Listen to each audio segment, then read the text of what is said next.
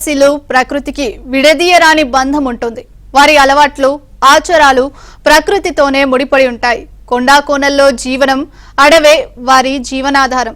వారి వేషధారణ, పూజలు, పండుగలు, జాతరలు ఇలా ప్రతి అంశంలోనూ వీరి శైలి విభిన్నంగా ఉంటుంది. ప్రతి నెల ఒక్కో మాసంలో ఒక్కో పూజా కార్యక్రమం, వాటికి అనుగుణంగా ప్రత్యేక నియమ నిబంధనలు పాటిస్తారు. ముఖ్యంగా పుష్యమాసంలో ఆదివాసీ ప్రాంతాన్ని ఆధ్యాత్మిక శోభతో సందడిగా మారుతాయి. ఇలా మొదలైందే జంగుబాయి జాతర. నెల రోజుల పాటు సాగే జంగుబాయి జాతరపై ఏబిఎన్ ఆంధ్రజ్యోతి గ్రౌండ్ రిపోర్ట్ ఇప్పుడు చూద్దాం.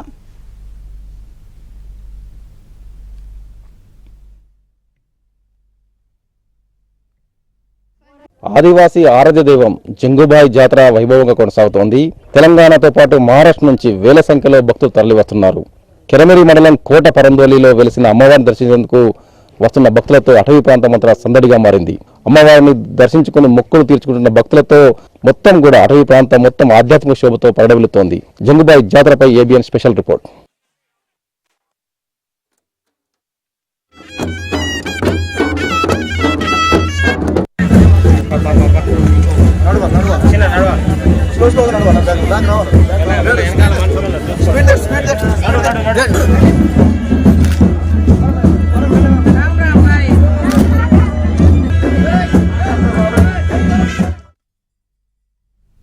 కొమరం భీం ఆసిఫాబాద్ జిల్లా కెరమేరి మండలం కోట వరందోలి గ్రామంలో దట్టమైన అడవి, కొండ గుహలో జంగుబాయి పుణ్యక్షేత్రం ఉంది. ప్రతి ఏటా పుష్యమాసంలో నెల రోజుల పాటు జంగుబాయి జాతర జరగడం ఆనవాయితీగా వస్తోంది.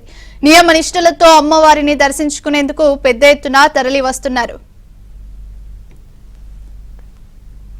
జనవరి నెల రాగానే అందరూ జంగుబాయి దేవస్థానానికి వేల కొద్ది ప్రజలు ఎక్కడి నుంచి వస్తారు. ఆంధ్రప్రదేశ్ నుంచి కానీ, మహారాష్ట్ర నుంచి కానీ, తెలంగాణ నుంచి కానీ అందరూ వచ్చి ఇక్కడ ఎన్నో పూజలు చేసి వెళ్తారు. ఇక్కడ మొక్కిన ప్రతిసారి వాళ్ళకి మంచి జరుగుతుందని మొక్కుతారు.